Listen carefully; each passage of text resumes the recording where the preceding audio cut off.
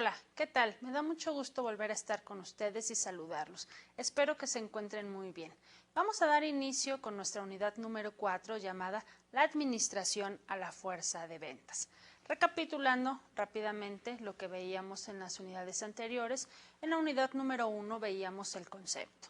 En nuestra unidad número 2 pudimos ver el proceso, la metodología para lograr una venta efectiva. Y en la unidad número 3 pudimos analizar como tal cuáles son sus funciones de acuerdo al rol del vendedor. Y nos enfocamos en el vendedor profesional. Ya llegamos a nuestra unidad número 4. En nuestra unidad número 4 vamos a analizar la administración de la fuerza de ventas. La administración. ¿Qué es la administración? Ustedes serán especialistas en administración. También a la fuerza de ventas la podemos administrar en todo su proceso, en lo que es planeación, organización, dirección y control. ¿Para qué? Para poder alcanzar los objetivos como tal de la empresa. Tenemos que la contratación, ¿no? Nuestro primer punto, la contratación y la selección del personal. Como primer punto de nuestra administración de la fuerza de ventas. ¿Qué es lo primero que tenemos que contar? Con un perfil.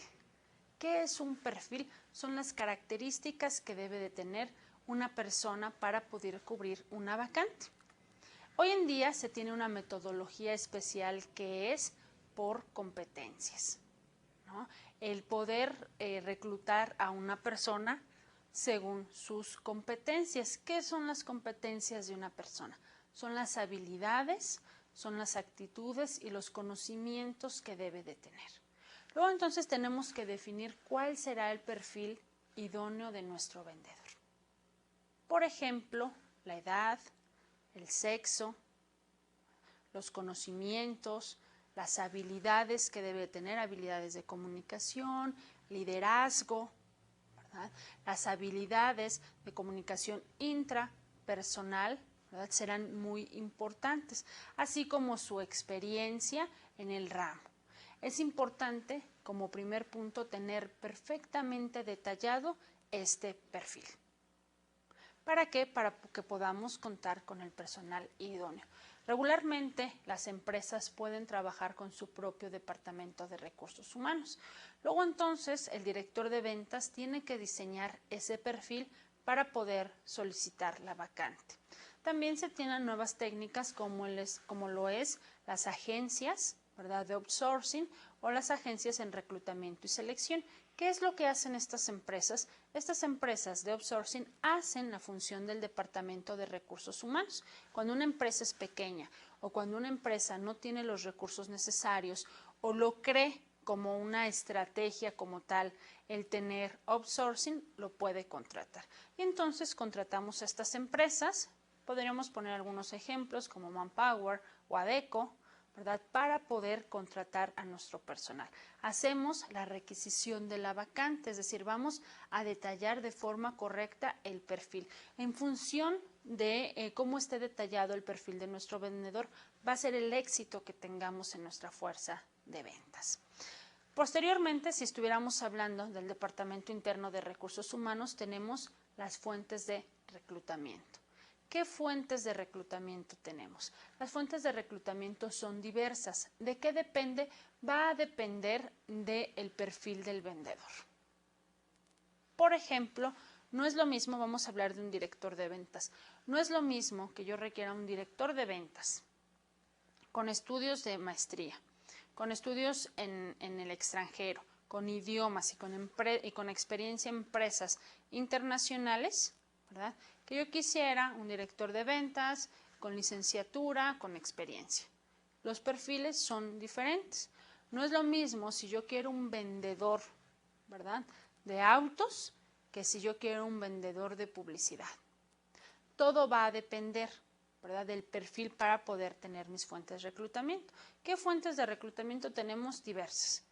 Por ejemplo, la más conocida es el periódico, ¿verdad? Contratar los servicios de aviso oportuno en el periódico, que depende de la ciudad en la que nos encontremos, tienen días específicos, que regularmente son los lunes. Contratamos un espacio, ¿verdad?, para poder detallar ahí qué es lo que solicitamos, ponemos nuestro correo o nuestra dirección. Es muchísimo más sencillo, ¿verdad?, poner nuestro correo y que haya un filtro, ¿verdad?, tenerlo como filtro. ¿Qué pasa si nosotros no ponemos el correo y le ponemos presentarse el martes de 9 a 2? ¡Wow! No saben, nos va a estar llegando muchísima gente que no tiene nada que ver con nuestro perfil. ¿Y qué va a pasar? Que vamos a estar perdiendo el tiempo, ¿verdad? Porque a pesar de que nosotros en el anuncio del periódico detallemos el perfil, no va a faltar, créanme, gente que diga, bueno, no cumplo este requisito o no cumplo el otro, pero no importa, lo puedo hacer, voy a ir a ver qué me dicen. Y se va a presentar muchísima gente. El reclutador va a tener que estar entrevistando mucha gente y va a estar perdiendo el tiempo. Lo ideal será recibir su currículum, ya sea de forma personal, ¿no?, que lo más práctico sería a través del correo electrónico, que nos sirviera como primer filtro. Este filtro nos va a permitir ver su currículum y que cumpla con ese perfil. Posteriormente, llamarle para una primer cita. Entonces tenemos el periódico.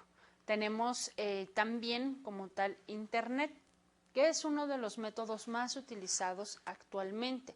Tenemos diversas bolsas de trabajo en línea, ¿verdad? Estas bolsas de trabajo tienen que ser previamente contratadas por la empresa.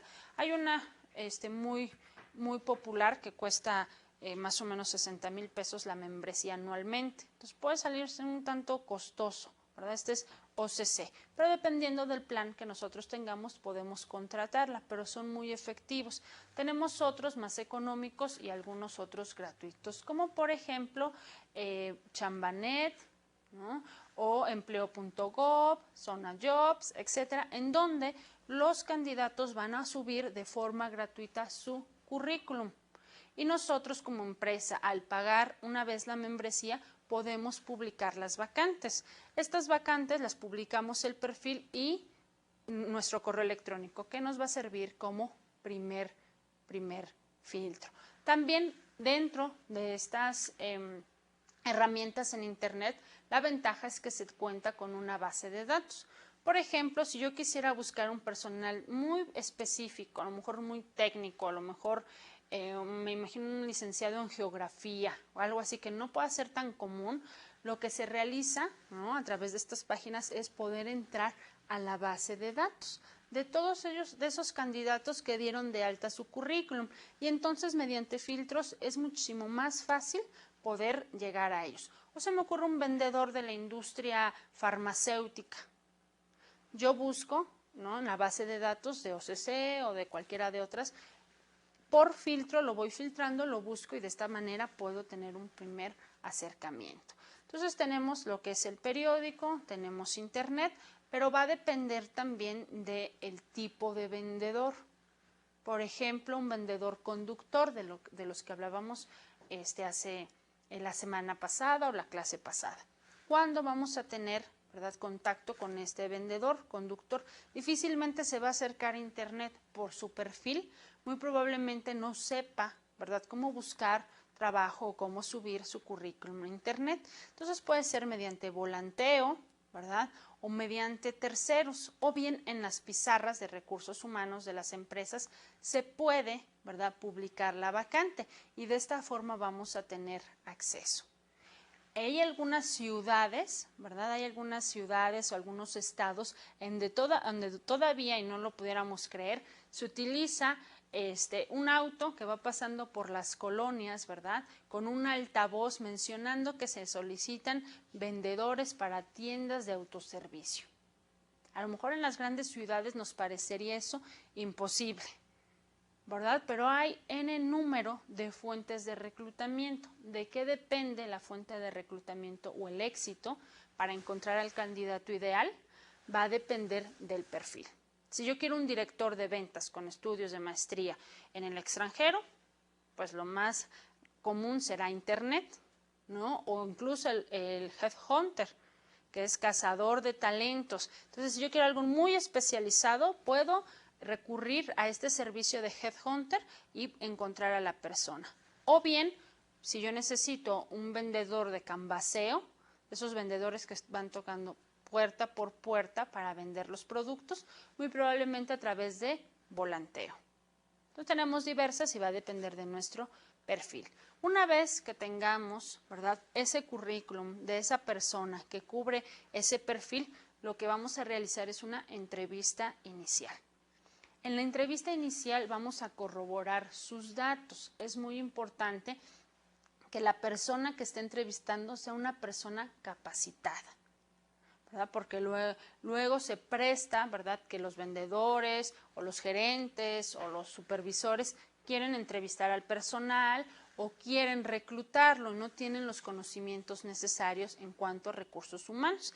Aquí en la entrevista inicial vamos a corroborar sus datos. De acuerdo a su perfil, vamos a revisar cómo se llama, cuántos años tiene, con quién vive, es muy importante, cuáles son sus responsabilidades, preguntarle de sus últimos trabajos, cuánto tiempo duró y, muy importante, el motivo de separación, porque ella no trabaja en esa empresa.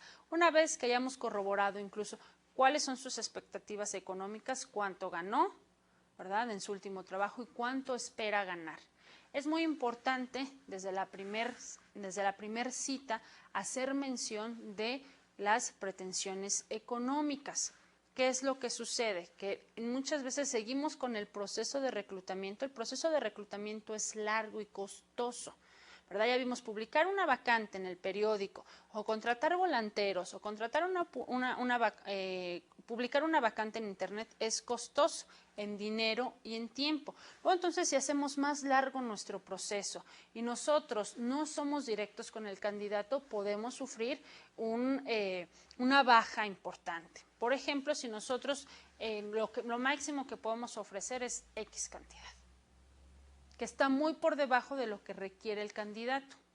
Pero como no hemos platicado de las pretensiones económicas, ¿verdad?, seguimos con el proceso y ya hasta el final el candidato nos dice, no, ¿sabes qué? Yo por esa cantidad no trabajo, ¿no? Y ya perdimos tiempo, esfuerzo y dinero. Entonces, es muy importante hablar de las pretensiones económicas desde la entrevista inicial.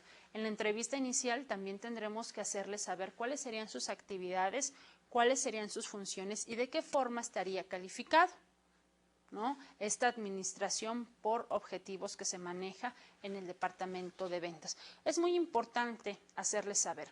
Yo les comento, les había platicado en sesiones anteriores que yo trabajo en una empresa precisamente de recursos humanos, en donde nos dedicamos a reclutar, a seleccionar y a capacitar personal. ¿Qué es lo que nos sucedía o les llega a suceder a los reclutadores? Que no les dicen de qué se trata el trabajo. Teníamos un cliente por ahí que le reclutábamos sus vendedores, eran vendedor demostrador, no tenían que hacer mucha labor de venta.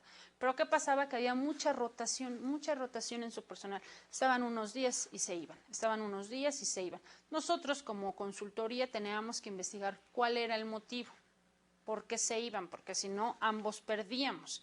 Nosotros nos dimos a la tarea de investigar por qué se iban y es que hacían actividades de las cuales no estaban enterados. Nosotros les decíamos, oye, ¿por qué ya no fuiste?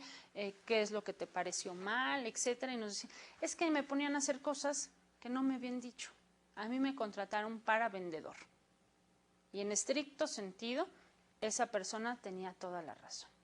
¿Y qué es lo que le ponían a hacer? Cargar, descargar mercancía, etiquetar, limpiar, acomodar la mercancía, y no estaba dispuesto a hacer eso. Esa es una realidad que aunque a lo mejor a muchos nos podría parecer absurdo, es una realidad. Luego entonces tenemos que hacerles saber sus actividades y sus funciones. Nos dimos a la tarea de reclutarle nuevos vendedores y les decíamos que además de vender, tienes que limpiar, etiquetar, ¿verdad? Tienes que cargar, descargar y acomodar la mercancía. ¿Estás de acuerdo? Pues algunos estarían de acuerdo y se quedarían, y los que no, pues ya no sufríamos esto. Y con esto solucionamos el problema. Entonces, es muy importante que le hagamos saber cuáles son sus responsabilidades desde la primera entrevista. Este es nuestro primer filtro. Posteriormente, ¿verdad?, de un número de candidatos ideal, se va a escoger y se va a seleccionar a los que más se apeguen a nuestro perfil y se va a hacer una entrevista profunda.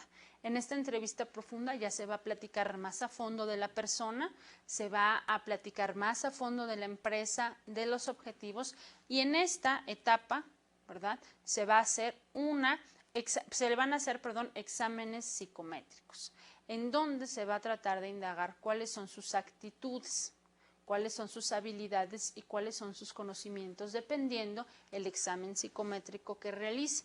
Esto lo realizan personas especializadas, o lo tendrían que hacer personas especializadas, que aunque mucho tendría que ver aquí la psicología, y para poder calificarlos, ¿verdad?, tendrían que ser psicólogos, no necesariamente. ¿Por qué? Porque ya existen plantillas.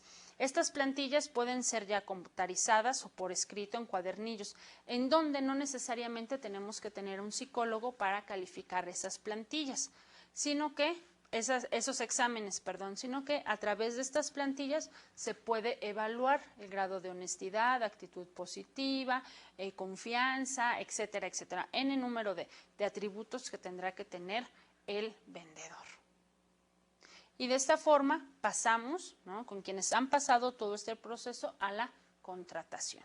Tendrá que firmar su contrato y posteriormente tendrá que haber una fase de inducción.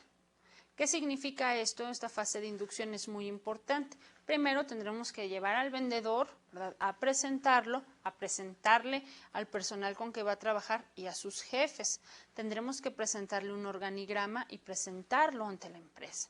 ¿Qué es lo que pasa? Que muchas de esas veces empezamos a trabajar y no sabemos quién es el jefe, quién es el director, quién es el asistente, no sabemos a quién responderle, ¿verdad? No sabemos con quién dirigirnos. Entonces es muy importante que le demos este programa de inducción. Es importante también en este programa de inducción hablarles, ¿verdad?, acerca de la empresa, capacitarlos, quiénes somos, qué hacemos, a qué nos dedicamos, cuál es nuestro mercado, cuál es nuestra visión, nuestra historia, nuestros objetivos. ¿Para qué? Para que esta persona se vaya poniendo la camiseta, ¿verdad? Y de esta forma le vamos a dar la bienvenida. Vamos a inducirlo, ¿verdad?, hacia la empresa. Ese sería nuestro proceso, ¿verdad?, para seleccionar y contratar a un vendedor. Posteriormente tendríamos que hablar sobre las formas de pago. ¿Cómo le vamos a pagar al vendedor? Tenemos dos elementos aquí: la compensación financiera y la compensación no financiera. La compensación financiera será toda esa retribución económica, todo lo que le demos, ¿verdad?, en cuanto a dinero al vendedor. Por ejemplo, su sueldo fijo, sus comisiones y bonos por productividad, etc. Y la compensación no financiera es sumamente importante. Esta compensación no financiera tendrá que estar en función, ¿verdad?, de otros elementos que tendremos que darle, como por ejemplo recursos. ¿Qué recursos necesita un vendedor profesional? Hoy en día es sumamente importante que el vendedor tenga auto, para que pueda desplazarse de forma correcta, pueda reducir tiempos y costos para la empresa. Muy probablemente le tengamos que dar un auto utilitario o hacer un programa, ¿verdad?, para que él pueda adquirir este auto. Un vendedor profesional necesita una computadora, y no necesariamente una computadora de escritorio, sino es muy recomendable que utilicemos una laptop. ¿Por qué? Porque va a ir a visitar a sus clientes, y lo que se utiliza actualmente es tener una presentación ya preparada en PowerPoint, con música, con movimientos, con colores, etcétera, que sea atractiva para el cliente. Anteriormente se llegaba con una cotización en un folder amarillo o en un folder serigrafiado, pero ahora tenemos que utilizar los recursos. Entonces, ¿qué recursos le vamos a dar? Puede ser auto, puede ser computadora, puede ser un seguro de gastos médicos mayores, etcétera. Toda esta compensación que no necesariamente es financiera. Muchas empresas dan capacitación, dan entrenamiento, incluso dan desarrollo de carrera. Están ofreciendo a sus vendedores la posibilidad de estudiar una licenciatura, o la posibilidad de continuar con sus estudios, o de tomar clases de inglés, o alguna actividad extra profesional que les ayude de forma personal, pero también que les ayude, ¿verdad?, y que se vea reflejado en la empresa. Entonces, tendrá que estar combinado esta compensación financiera con la compensación no financiera. Tengo aquí, para algunos elementos o algunos puntos para desarrollar un buen plan de compensación del vendedor. ¿Cómo se le paga al vendedor en realidad? Un vendedor siempre va a estar trabajando por objetivos, lo que conocemos en administración precisamente como APO, administración por objetivos. ¿Qué significa eso? Que lleguen a su cuota de ventas. En función de su cuota de ventas pueden tener un sueldo base más sus comisiones, o bien habrá algunas otras empresas que solamente trabajen con comisionistas. Esto es muy riesgoso. El poder determinar si es un sueldo más comisión o solamente comisión suele ser riesgoso. Se contempla que la mejor opción debe ser un sueldo base que le permita al vendedor cubrir sus necesidades personales, que le permita al vendedor cubrir sus necesidades mensuales, sus necesidades primarias, y la comisión, ¿verdad?, que sea el adicional. ¿Por qué se maneja la comisión para los vendedores? Se cree que la comisión va a impulsarlos. ¿Sí? El vendedor tiene ese ímpetu, esas ganas de triunfar. El vendedor puede ganar más que cualquier directivo de la empresa si así lo desea, ¿verdad? Si así se esfuerza. Luego entonces el vendedor tendrá ese sueldo base más el incentivo de la comisión. Pero ¿qué pasa cuando solamente son comisionistas? Que en muchas de estas empresas va a haber mucha rotación de personal. ¿Por qué? Porque los comisionistas no tienen un sueldo base. ¿Qué va a pasar? Que se tarda uno por lo menos 3 meses en trabajar una cartera de clientes de forma correcta. Hasta 3 meses en afianzarse. ¿Y qué va a pasar en esos 3 meses? ¿Qué va a comer el vendedor? ¿No? Podríamos considerar. Luego entonces tendríamos que trabajar en ello, en que tenga un sueldo, ¿verdad?, esos primeros 3 meses que le permita cubrir sus necesidades y posteriormente cambiarle el esquema. Es importante que si cambiamos el esquema de comisión, lo podamos platicar y que el vendedor sepa, estos primeros 3 meses vas a tener un sueldo fijo, pero después de los 3 meses vas a tener cierta comisión. O solamente vas a tener la comisión. El buen plan de compensación tendrá que estar en función de los esfuerzos que realice el vendedor, los resultados que presente y la remuneración en función de el retorno de la inversión de la empresa. Por ejemplo, ¿cómo se está esforzando? ¿Sí? ¿Qué tendremos que considerar aquí? Si llega temprano, si llega bien vestido, si entrega sus reportes, etcétera.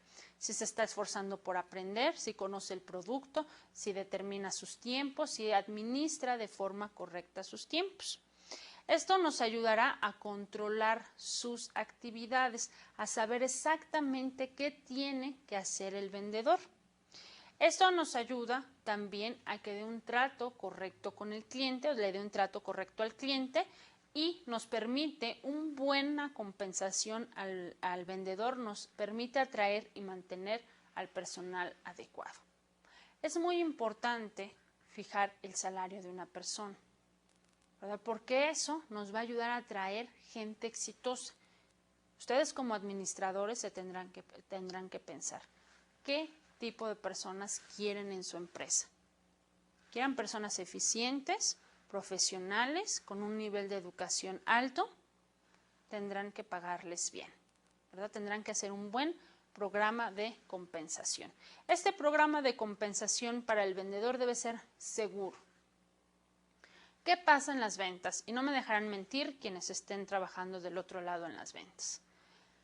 Que cada mes nos sentimos en la tablita, ¿verdad? Es un trabajo realmente bajo presión. Es una presión que debemos saber manejar y ahorita vamos a hablar un poquito de ello, de lo que es la inteligencia emocional que debe mantener el vendedor, ¿verdad? Porque es un trabajo bajo presión. Estamos todo el mes, llegamos, no llegamos, ¿verdad?, a la cuota de ventas. Pasa un mes, no llego a mi cuota de ventas. Pasa otro mes, no llego a mi cuota de ventas. ¿Qué pasa? ¿Cómo se siente ese vendedor?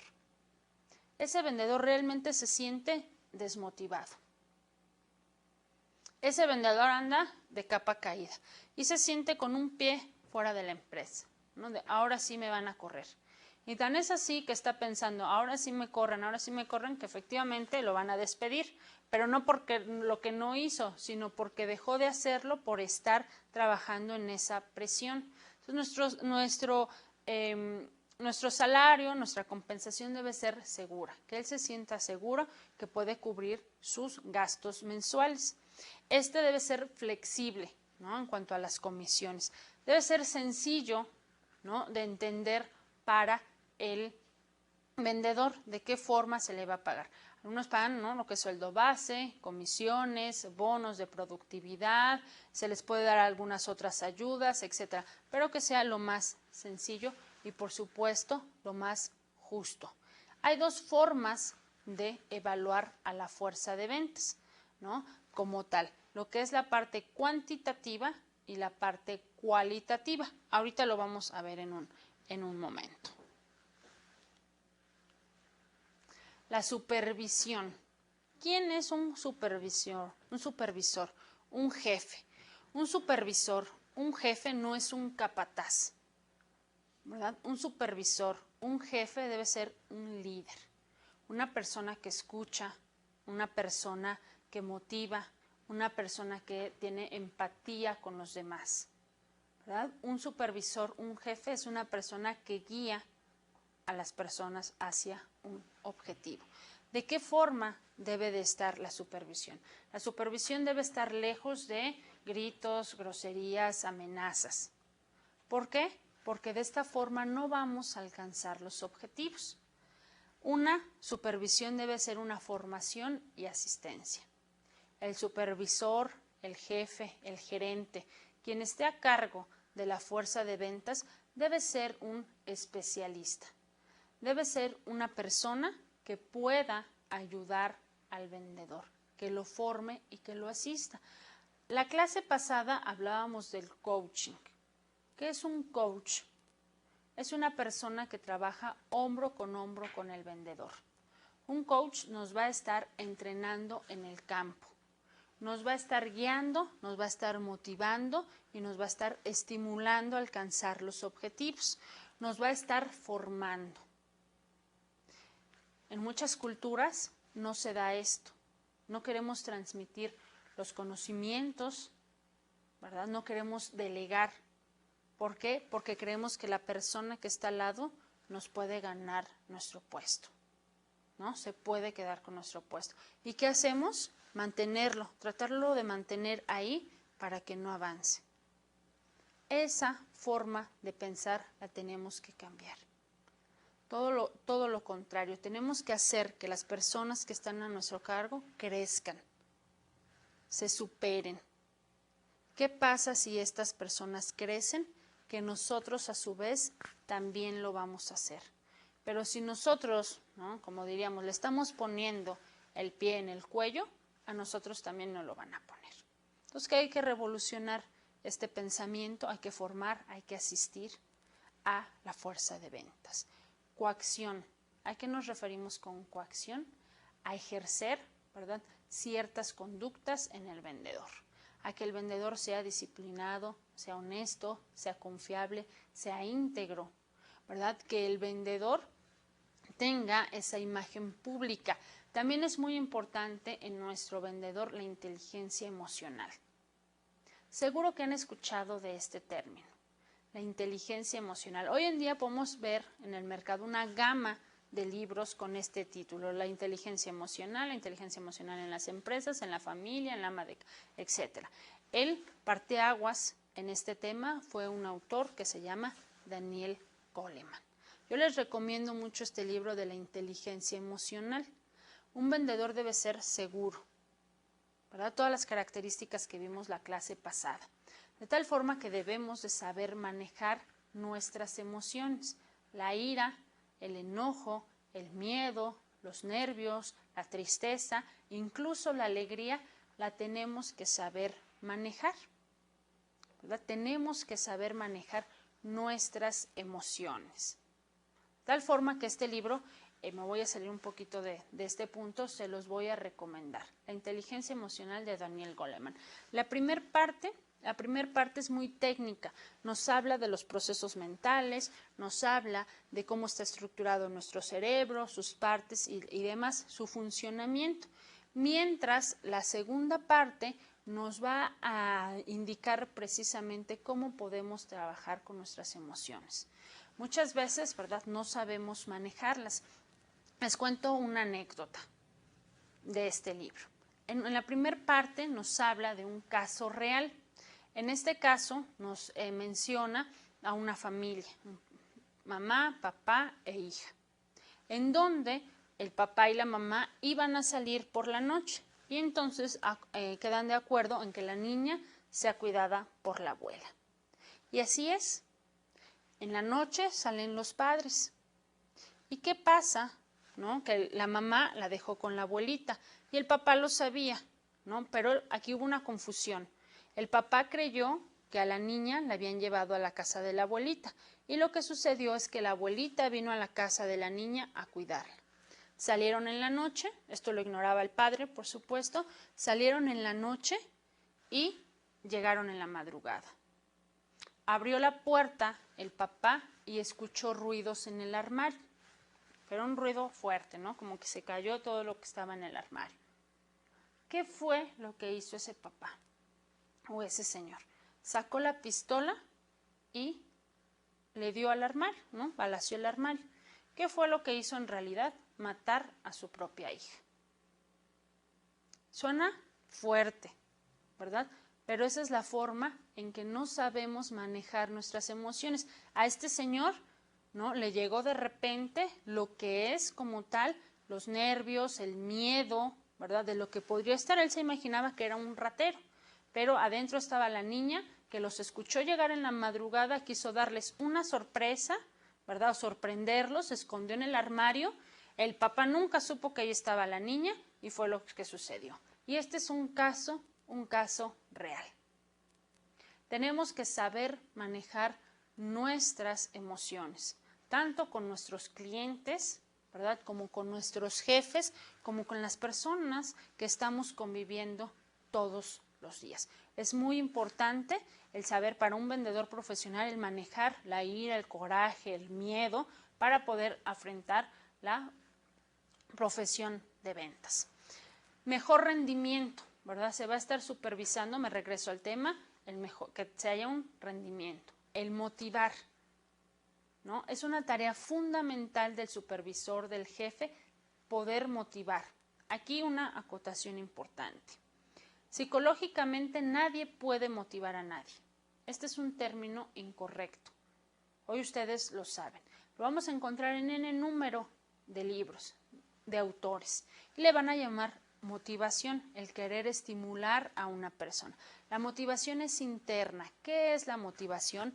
La motivación como tal es algo que está dentro de nosotros. Es lo que nos motiva a levantarnos todos los días. Cada uno de ustedes tendrá sus propias motivaciones, su trabajo, sus hijos, sus sueños, en fin. Eso es motivación y nadie puede motivar a nadie. Lo que sí podemos hacer es estimular y todos estamos motivados de cierta forma, porque si no lo estuviéramos, estaríamos tirados en cama. Estaríamos tirados en cama con una enfermedad que se llama depresión. Luego entonces no es correcto, aunque lo encontremos en muchos libros, muchos autores, no es correcto llamarlo motivación. Yo aquí en pantalla también le puse motivación y entre paréntesis estimular.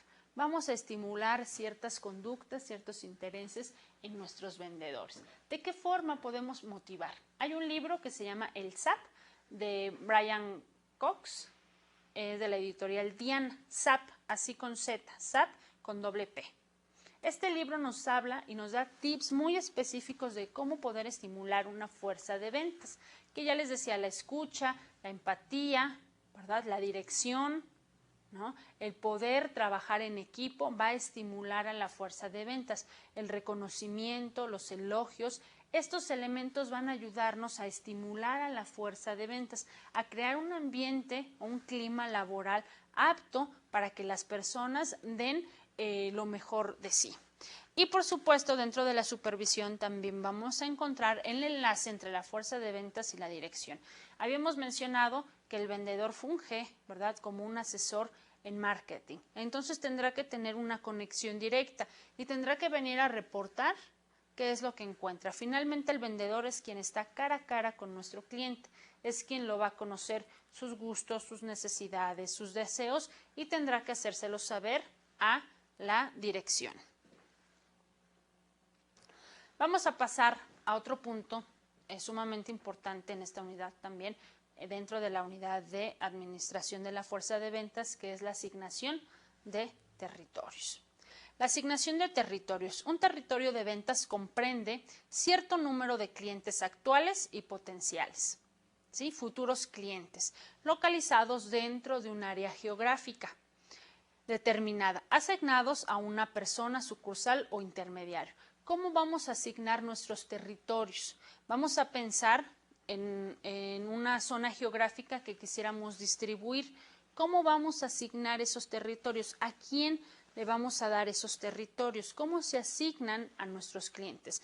Aquí nos habla de clientes actuales y potenciales. ¿Qué quiere decir? Los que ya son nuestros clientes y los que podrían ser nuestros clientes. Vamos a avanzar. Esta asignación de territorios va a depender del perfil del vendedor y del producto que estemos vendiendo. Muy sencillo nos parecería decir, bueno, vamos a dividir, vamos a pensar un estado, ¿verdad? Vamos a dividirlo en norte, sur y centro. Y de esa forma vamos a tener mayor cobertura, vamos a mejorar la relación con los clientes, vamos a aumentar la moral de los vendedores, nos ayuda a controlar, ¿no?, las actividades y va a disminuir los costos de venta porque tenemos norte, sur y centro.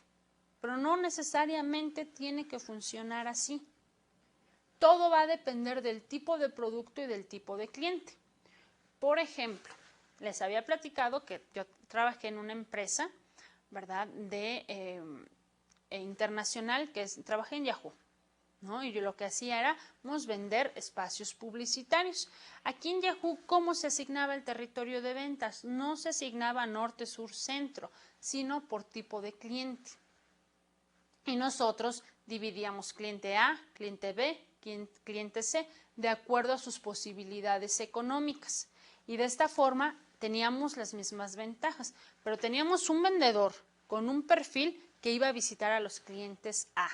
Y él iba a visitar a los gerentes de mercadotecnia de hoteles, iba a visitar a los gerentes de mercadotecnia de productos de consumo, de productos industriales, etc. Y por otro lado teníamos un vendedor que iba a visitar a los clientes C, que eran pequeños negocios. Y él iba a visitar al dueño de la imprenta, él iba a visitar al dueño de la florería, él iba a visitar al dueño de un pequeño restaurante, ¿verdad? Y de esta forma dividíamos como tal los territorios. Todo va a depender de nuestro producto, ¿verdad?, de la naturaleza de nuestro producto y de la naturaleza de nuestro cliente. ¿A quién nos vamos a estar dirigiendo? Va a depender también del perfil del vendedor. ¿Cómo podemos diseñar un territorio? Primero vamos a elegir una unidad de control. ¿A qué nos referimos con unidad de control? A unidad de control nos vamos a dirigir o vamos a entender por unidad de control ese lugar donde van a responder los vendedores. Y entonces sí, puede ser norte, sur, centro, ¿no? Y puede ser de un estado o puede ser de toda la república, ¿no? Puedo abarcar yo el mercado del sureste, ¿no?, del sureste mexicano, del norte de México o el centro de México, o puede ser de un estado. Por ejemplo, de la Ciudad de México, zona norte, zona sur y zona centro. Vamos a elegir una unidad de control donde van a estar reportando los vendedores. Vamos a determinar el potencial de los clientes. ¿Qué potencial? Si se acuerdan, en nuestra segunda fase del proceso administrativo nos ayudaba, ¿verdad?, a investigar a nuestros futuros clientes y como tal determinar su potencial económico, cuánto nos pueden comprar. Vamos a determinar territorios. Estos pueden ser por zona geográfica, ahorita se los muestro en la pantalla. Pueden ser por zona geográfica, por producto, por cliente, dependiendo. Luego entonces asignamos al personal de ventas. Al personal de ventas lo vamos a asignar también su perfil. Si yo necesito que vayan con los gerentes de mercadotecnia o con los directores de las empresas o con los dueños de empresas transnacionales, pues yo necesito un vendedor profesional de lujo, ¿verdad? Con todas las características que hemos visto. Si yo necesito al vendedor que vaya, ¿verdad?, a los pequeños negocios, a las pequeñas y medianas empresas, su perfil puede cambiar, ¿verdad? Su perfil va a ser más bajo. Nos decía la lámina anterior que esto ayuda a controlarnos y a la moral de los vendedores. Aquí en Yahoo lo que hacíamos era repartir la cartera según el producto y según nuestros clientes, y esto nos ayudaba a controlar y también a que se sintieran estimulados. ¿Por qué? Porque además de la cartera que les ofrecíamos, ellos tenían que abrir nuevos clientes, pero tenían bien delimitada su zona geográfica. Entonces no se valía que nos saltáramos de zona geográfica. ¿Por qué? Porque a mí me tocó la zona geográfica norte, pero yo identifico que en la zona sur hay mejores clientes que en la zona norte. Luego entonces, ¿qué digo? Me voy mejor hoy a la zona sur, ¿no? Porque esa zona ya está siendo trabajada por un grupo de vendedores. Esto ayuda al control y a la motivación como tal de los clientes, de los vendedores, perdón. Establece planes de cobertura, nos permite abarcar mayor mercado y también el diseño del territorio nos ayuda a evaluar la eficacia del diseño. ¿Cómo vamos a evaluarla? ¿Verdad? Dependiendo de los resultados que podamos obtener. Eso nos va a determinar como tal la asignación de carteras y tamaño de cartera.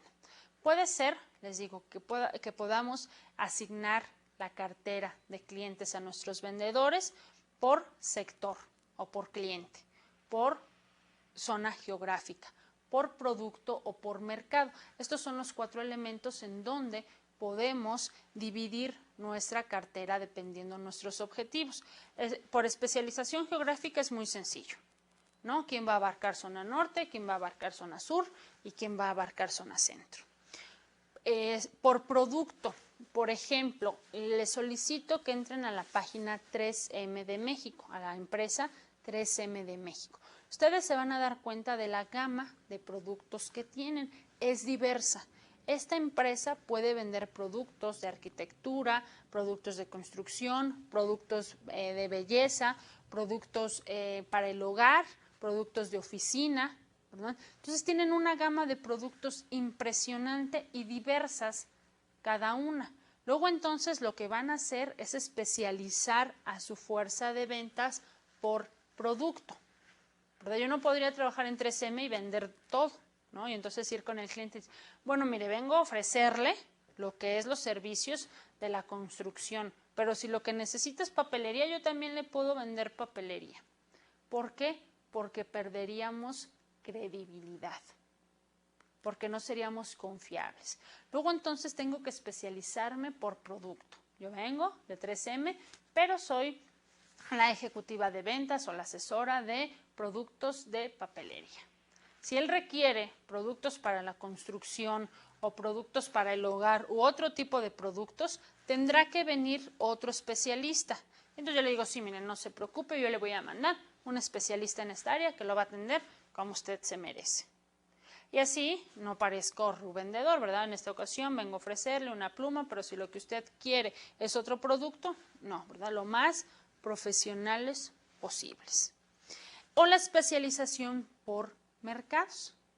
Los mercados ya vimos en la clase anterior que se subdividen, que se pueden segregar, discriminar. Entonces puede ser que me enfoque a qué mercado. Mercado puede ser por nivel socioeconómico.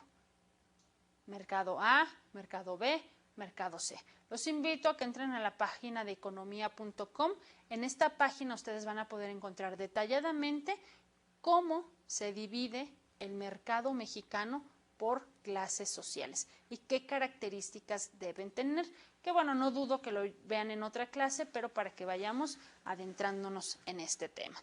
Y de esa forma puedo asignar, ¿verdad?, como tal nuestros productos. Puede ser nuevamente que se especialicen, que tengamos vendedores especializados por zona, por producto o por mercado. Esto tiene muchas ventajas, como ya lo mencionamos, cobertura, ¿verdad? Reducción de gastos, ¿verdad? Porque el que no nos estemos moviendo, por ejemplo, de norte hasta sur y viceversa, pues va a reducir los costos. ¿Qué más podríamos mencionar aquí? Esquema de incentivos a la fuerza de ventas. Ya habíamos hablado de cómo poderle pagar a nuestra fuerza de ventas a través del salario fijo, la comisión fija y lo más cotidiano o lo que más se ve actualmente es una combinación en donde vamos a pagarle un salario fijo más las comisiones, ¿no? ¿Qué es la comisión? Es un porcentaje de lo que ha realizado en la venta, ¿verdad? Eso es lo que vamos a entender por comisión, un porcentaje, ¿verdad?, económico de lo que ha vendido. Aquí va a depender de la empresa. Muchas empresas pagan la comisión en cuanto se cierra el trato. A lo mejor le hicimos un plan de pago al cliente. A lo mejor nos compró algún producto o algún servicio, pero lo va a pagar en mensualidades. No importa, la empresa, ¿no?, al firmar el contrato se compromete a pagarnos la comisión. Y habrá otras empresas en donde se pague hasta que se termine de pagar el producto, que es lo menos visto, pero todo dependerá de la empresa. Y bueno, tendríamos algunos otros elementos como primas, como gastos y beneficios adicionales, seguro de vida, auto, etcétera, como ya lo habíamos mencionado. Nuestro salario fijo, ¿verdad?, dependerá también del porcentaje de comisión que podamos dar. ¿Cómo vamos a evaluar, por último, cómo vamos a evaluar a la fuerza de ventas? Hay dos formas de evaluar a la fuerza de ventas. Lo voy a anotar en el pizarrón para que ustedes vayan tomando nota.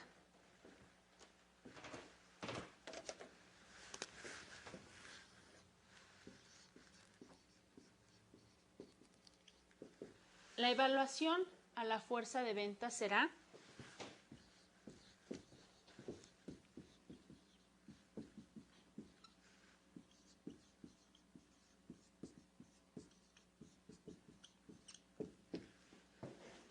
estos son dos elementos que tenemos que tener presentes. Tomen nota, por favor. La evaluación será cualitativa y cuantitativa. Nunca podría ser solamente de forma cuantitativa. ¿A qué nos referimos cuantitativa? A su cuota de ventas. Nunca podremos evaluar una fuerza de ventas solamente por su cuota de ventas. Tendremos que evaluar o hacer una combinación de estos dos elementos. De forma cualitativa son las cualidades, los atributos del vendedor. Por ejemplo, que llegue temprano, ¿verdad?, que entre puntual, que conozca el producto, ¿no?, que tenga sus reportes en tiempo, que atienda de forma correcta al cliente, que le dé un seguimiento. Sus actitudes son muy importantes y eso es la parte cualitativa. Y en función de la parte cuantitativa tendrá que ser, ¿no?, la cuota de ventas. ¿Qué pasa si yo solamente evalúo a la fuerza de ventas de forma cuantitativa? Que estaría siendo injusto, ¿verdad?, y no estaría administrando de forma correcta, porque no necesariamente es por fallas o errores del vendedor que no se está vendiendo. ¿Qué pasa? Un mes no vendo, otro mes no vendo, al tercer mes no vendo y que digo, bueno, voy a despedir al vendedor. ¿Por qué? Porque no ha cubierto su cuota de ventas. ¿Qué pasa? Yo no estoy viendo sus cualidades, no estoy viendo que llega temprano, que conoce al cliente, que va a visitar. Y eso no me da como tal información importante, ¿verdad?, del por qué no estoy vendiendo. Y voy a correr al vendedor y es lo menos importante, ¿verdad? Y va a regresar otro vendedor y también lo voy a correr. ¿Qué pasa? Que yo no estoy obteniendo información importante del por qué no estoy vendiendo. Por mi producto, por las características de mi producto, por mi precio, por mi distribución, por mi promoción, o no estoy vendiendo por, como tal, ¿no?, la competencia o la situación económica. Yo estoy asumiendo y echándole la culpa al vendedor. Entonces es muy importante que para poder evaluar el desempeño de un vendedor lo hagamos con estos dos elementos, cualitativa y cuantitativamente. Tenemos un esquema, ¿verdad?, para poder realizar este sistema de información y la evaluación del desempeño de la fuerza de ventas. Tenemos en primer lugar que tenemos que establecer las metas y los objetivos. ¿Qué es nuestro primer punto dentro de la planeación? ¿Qué son los objetivos? Los objetivos es a dónde quiero llegar. Los objetivos pueden ser a corto, mediano o largo plazo. Nuestros objetivos pueden ser anuales pueden ser de 5 años. Entonces, en la fuerza de ventas tengo que establecer mis metas y mis objetivos, a dónde quiero llegar. Posteriormente, desarrollar mi plan de estrategias. Dentro de mi plan van a estar las estrategias, ¿verdad?, las metodologías, los sistemas para poder alcanzar esos objetivos. Voy a fijar estándares de desempeño. ¿Qué es un estándar? Un modelo, ¿verdad? Un modelo que me va a permitir comparar el trabajo como tal del vendedor. Asignar recursos. Es muy importante que yo pueda asignar recursos materiales y recursos humanos, que la fuerza de ventas tenga todos los recursos necesarios para poder desarrollar su trabajo. Sistemas de control. Dentro de la administración, ¿qué es control? El control son todas aquellas tareas, todos aquellos elementos que me van a permitir detectar si hay una desviación a tiempo del plan general. Estos sistemas de control me van a ayudar a detectarlos y a superarlos en tiempo, en función de la evaluación. La evaluación es al final del periodo. La evaluación es al final del periodo y saber a dónde llegamos y por qué. Mientras los sistemas de control son foquitos, ¿verdad? Son alarmas que me están diciendo que algo está mal, que me estoy desviando y que tengo que corregir. Posteriormente voy a instrumentar las acciones necesarias para volver a superar, para poder regresar al plan y tomar nuevas decisiones. Estos serían como que los pasos esenciales para poder administrar de forma correcta una fuerza de ventas. Establecer los metas, establecer las estrategias, medir o establecer estándares de desempeño, asignar los recursos necesarios, medir el desempeño de la fuerza de venta contra los estándares de estas dos formas, tanto cualitativa como cuantitativa, tener sistemas de control. ¿Qué sistemas de control tiene el departamento de ventas? Un sistema de control puede ser desde el checador. Me dice que para alcanzar los objetivos yo necesito vendedores que trabajen de 9 a 6. Y el que estén checando todos los días a las 9 es un sistema de control. Los reportes mensuales de venta es un sistema de control que me permite, ¿verdad?, verificar que se estén cumpliendo los objetivos. Posteriormente, instrumentar medidas nuevas para poder tomar decisiones correctas y empieza nuevamente el ciclo. Con esto, señores, señoritas, vamos a finalizar nuestra sesión del día de hoy, la administración de la fuerza de ventas.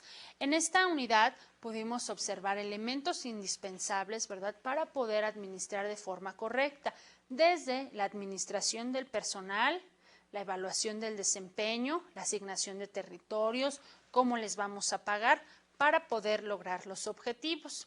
Espero que haya sido de su agrado esta sesión.